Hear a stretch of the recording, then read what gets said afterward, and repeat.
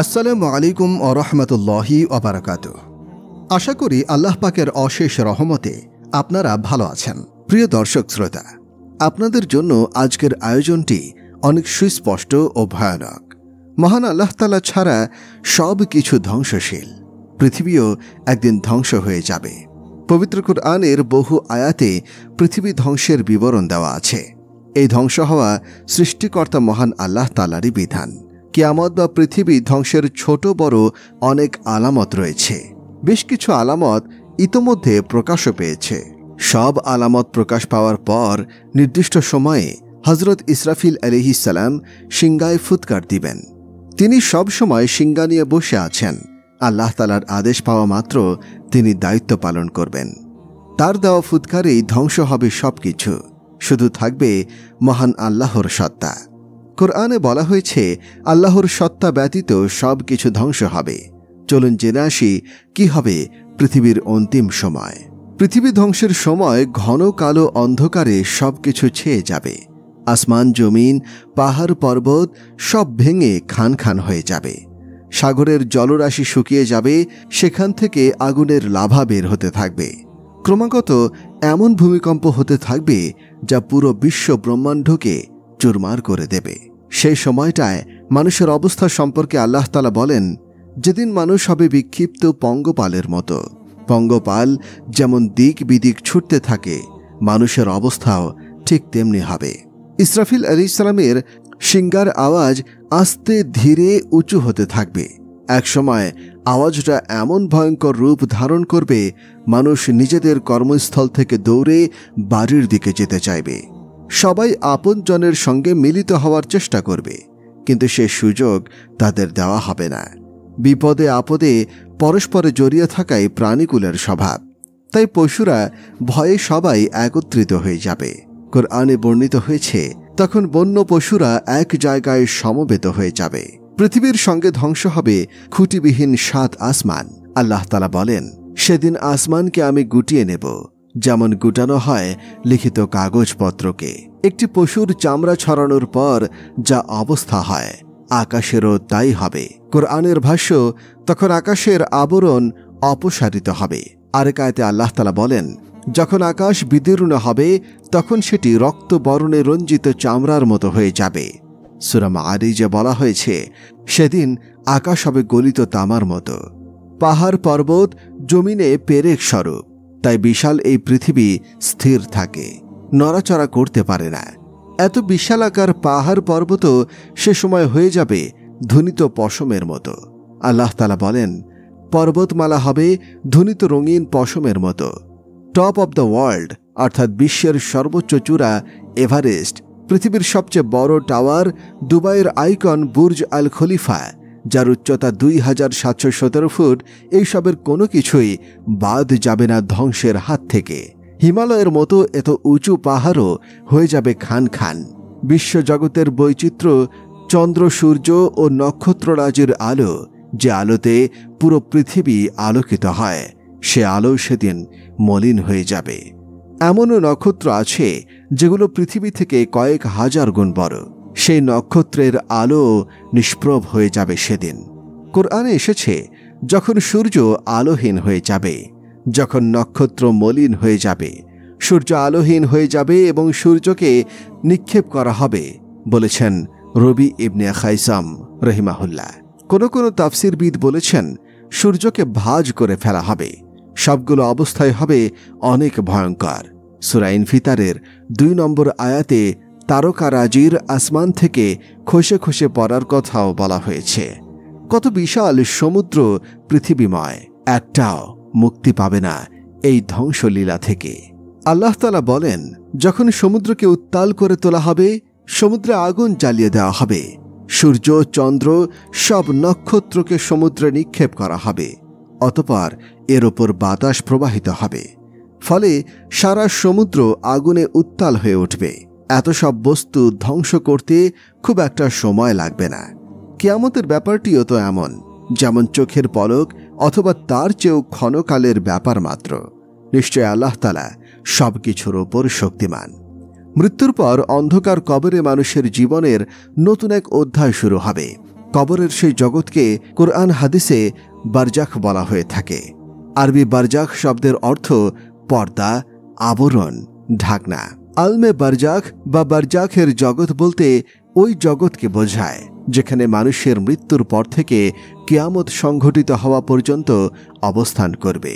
যেহেতু সে জগৎ আমাদের পার্থিব জগতের অন্তরালে বা আড়ালে, তাই তাকে বারজাখ বা অন্তরালের জগৎ বলা হয়ে থাকে। সেই জগতের সব অবস্থা পৃথিবীতে অবস্থানকারী মানুষের জন্য দেখা বা অনুভব করা সম্ভব নয়। মৃত্যু পরবর্তী সেই জীবনের হুকুম আহকাম দুনিয়ার হুকুম আহকামের সম্পূর্ণ বিপরীত। সে জগতের সময়ের হিসাব নিকাশও আমাদের পৃথিবীর ঘণ্টা, দিন, সপ্তাহ ও মাস এবং বছরের হিসাবের মতো হবে না। মৃত্যুর সঙ্গে সঙ্গে যেহেতু মানুষ পরকালে প্রবেশ করে, তাই তার কবরের সময়ের হিসাবও সেই আলোকেই হবে। প্রত্যেক মানুষই যেমন মৃত্যুবরণ করবে, আর মানুষের এই মৃত্যুকে আরবিতে মাউত বলা হয়, তেমনি পৃথিবীর ধ্বংসকে বলা হয় কিয়ামত। কবরবাসীরা দীর্ঘদিন কবরে থাকার পরে কিয়ামত সংঘটিত হবে।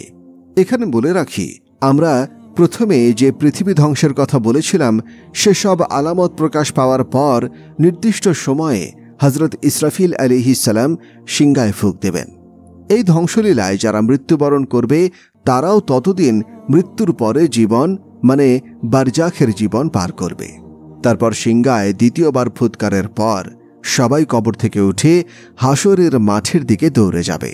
পৃথিবীর শেষ মানুষের মৃত্যুর দিন থেকে হাসরের মাঠে সমবেত হওয়া পর্যন্ত কতদিন মানুষ কবরে থাকবে সে ব্যাপারে কিছু বিবরণ পাওয়া যায় পবিত্র কুরআনে। আল্লাহ তাআলা বলেছেন, আর যেদিন তিনি তাদের একত্র করবেন যেন তারা দিবসের মুহূর্তকাল মাত্র অবস্থান করেছে কবরের মধ্যে। সূরা ইউনূস আয়াত 46। অন্য এক আয়াতে এসেছে, আর যেদিন কিয়ামত সংঘটিত হবে সেদিন অপরাধীরা কসম করে বলবে তারা কবরে মুহূর্তকালের বেশি অবস্থান করেনি। এভাবেই তারা সত্য বিমুখ থেকেছে। আসলে মৃত্যু যখন মানুষকে গ্রাস করে তখন কিয়ামত দিবসে পুনরুত্থান পর্যন্ত কবরে অবস্থানের সময়কাল সম্পর্কে কোনো সময় জ্ঞান বা চৈতন্য থাকবে না। যদিও মানুষ সেখানে 100 বছর অবস্থান করবে, তবুও মনে হবে সেখানে 1 ঘন্টা কিংবা সেরকম কিছু একটা সময় সে অবস্থান করেছে। আমি আগেই আপনাদেরকে বলেছিলাম, সৃষ্টির শুরু থেকে ধ্বংস পর্যন্ত সকল মৃত ভাববে তারা মাত্র কিছু সময়ই কবরে কাটিয়েছে, তবে কেবলমাত্র পাপী মানুষ ছাড়া। পৃথিবীর সর্বশেষ মৃত্যুবরণকারী ব্যক্তি কবরে কতদিন থাকবে? এই প্রশ্নের উত্তর সম্পর্কে হযরত আবু হুরায়রা রাদিয়াল্লাহু আনহু বলেছেন, রাসূল সাল্লাল্লাহু আলাইহি ওয়াসাল্লাম বলেন, 2 ফুৎকারের মধ্যে বিরতিকাল 40। সাহাবীরা জিজ্ঞাসা করলেন, হে আবু হুরায়রা, 40 দিন? তিনি বললেন, আমি সন্দিহান। তারা জিজ্ঞাসা করলেন, 40 মাস? তিনি বললেন, এ ব্যাপারে আমি সন্দিহিত। তারা জিজ্ঞাসা করলেন, 40 বছর কি? তিনি বললেন, আমি সন্দিহান। অর্থাৎ কোনোটাই নিশ্চিতভাবে বলতে পারছি না। তারপর আসমান থেকে বৃষ্টিপাত হবে। পরক্ষণেই মানুষ জমিন ভেদ করে এভাবে উঠতে থাকবে যেভাবে উদ্ভিদ মাথা চারা দিয়ে ওঠে। তিনি আরও বললেন, সাধারণ মানুষের মধ্যে এমন কোনো মানুষ নেই যে পচে বিনষ্ট হবে না। সবাই মিশে যাবে, কেবল একটি হাড় যা নিতম্বের প্রান্তে থাকে তা মিশে যাবে না। নিতম্ব কি তা হয়তো অনেকেই বুঝতে পারছেন না। নিতম্ব হল মানব শরীরের পশ্চাৎভাগ বা পাছা। কিয়ামতের দিন তা থেকে মানুষের বাকি অংশগুলো জোড়া হবে। প্রথম ফুৎকারের সময় আল্লাহ তাআলা প্রতিটি জীবিতকে মৃত্যু দান করবেন, আর দ্বিতীয় ফুৎকারের সময় প্রতিটি মৃতকে জীবন দান করবেন। আসলে পৃথিবীর সময় পরিমাপের মূল ভিত্তি পৃথিবী ও অন্যান্য গ্রহ নক্ষত্রের এই কাঠামোই আল্লাহ তাআলা পরিবর্তন করে দেবেন। এই পরকালের সময় ও সময়ের গণনা ভিন্নভাবে হবে। পৃথিবী থেকে আপনারা যদি একটি ঘড়ি নিতে পারেন তাহলে সেই ঘড়ির সময়ের সাথে সেই সময় মিলবে না। পৃথিবীর 1 দিনের সমান পরকালে 1000 দিন হবে। আল্লাহ তাআলা পৃথিবীর জন্য যেমন সময়ের একটি কাঠামো নির্ধারণ করেছেন, তেমনি পরকালের জন্য স্বতন্ত্র সময়কাল সৃষ্টি করেছেন। একদিন এই পৃথিবী পরিবর্তিত হয়ে অন্য পৃথিবীতে পরিণত হবে এবং আকাশমণ্ডলী এবং মানুষ উপস্থিত হবে আল্লাহর সম্মুখে, যিনি এক ও পরাক্রমশীল। আল্লাহ তাআলা বলেছেন, মানুষ সময়কে গালি দিয়ে সময়কে কষ্ট দেয়, অথচ আমি সময়ের স্রষ্টা। সব কিছুর নিয়ন্ত্রণ আমার হাতেই। আমি রাত দিনের পরিবর্তন করি। পবিত্র কোরআনে বর্ণিত হয়েছে, তিনি আকাশ থেকে পৃথিবী পর্যন্ত সমস্ত কর্ম পরিচালনা করেন। অতঃপর তা তার কাছে পৌঁছাবে এমন এক দিনে যার পরিণাম তোমাদের গণনায় 1000 বছরের সমান। আরও বর্ণিত হয়েছে, অবিশ্বাসীরা আপনাকে আযাব কমাতে বলে, অথচ আল্লাহ তাআলা কখনো তার অঙ্গীকার ভঙ্গ করেন না। তোমার প্রভুর কাছে একদিন তোমার গণনার 1000 বছরের সমান। আখিরাতের একদিন সার্বক্ষণিকভাবে দুনিয়ার 1000 বছরের সমান হওয়ার পক্ষে বিভিন্ন হাদিসের সাক্ষ্য প্রমাণ পাওয়া যায়। আল্লাহর রাসূল সাল্লাল্লাহু আলাইহি ওয়াসাল্লাম বলেন, দরিদ্র মুসলমানরা ধনীদের থেকে অর্ধেক দিন অর্থাৎ 500 বছর আগে জান্নাতে যাবে। আয়াত ও হাদিস থেকে বুঝে আসে, পৃথিবীতে আমাদের হিসাবে 1000 বছর সমান পরকালের একদিন। সুতরাং বোঝা যায়, কিয়ামতের পর থেকে হাসর কায়েম হওয়া পর্যন্ত প্রায় 40,000 বছর মানুষ কবরের অন্ধকার জগতে অতিবাহিত করবে।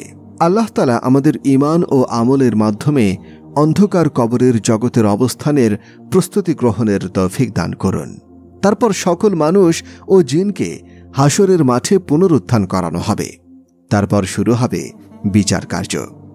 এভাবেই হাসরের মাঠে প্রতিটি বান্দাকে 5টি প্রশ্ন করা হবে, যার উত্তর না দিয়ে এক চুল পরিমাণও সামনে যেতে পারবে না কেউ।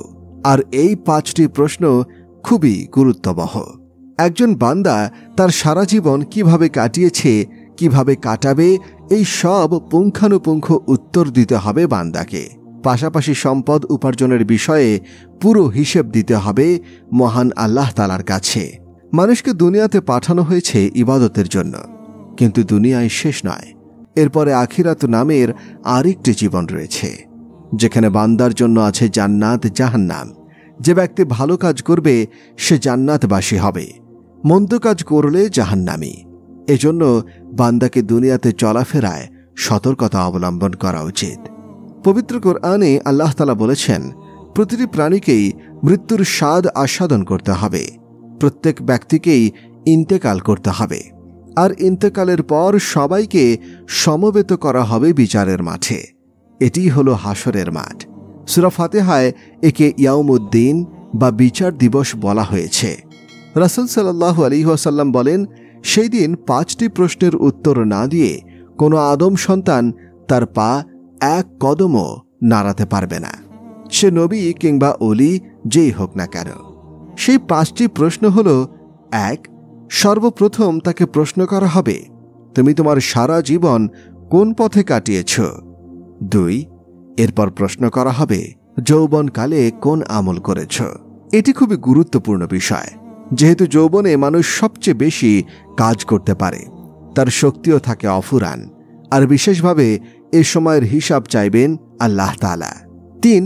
তৃতীয় প্রশ্ন হবে, ধন সম্পদ কোন পথে উপার্জন করেছ? 4. চতুর্থ প্রশ্ন, কোন পথে ধন সম্পদ ব্যয় করেছ? 5. পঞ্চম প্রশ্ন, দ্বীন-ই ইসলাম সম্পর্কে যতটুকু জেনেছ সে অনুযায়ী কতটুকু আমল করেছ?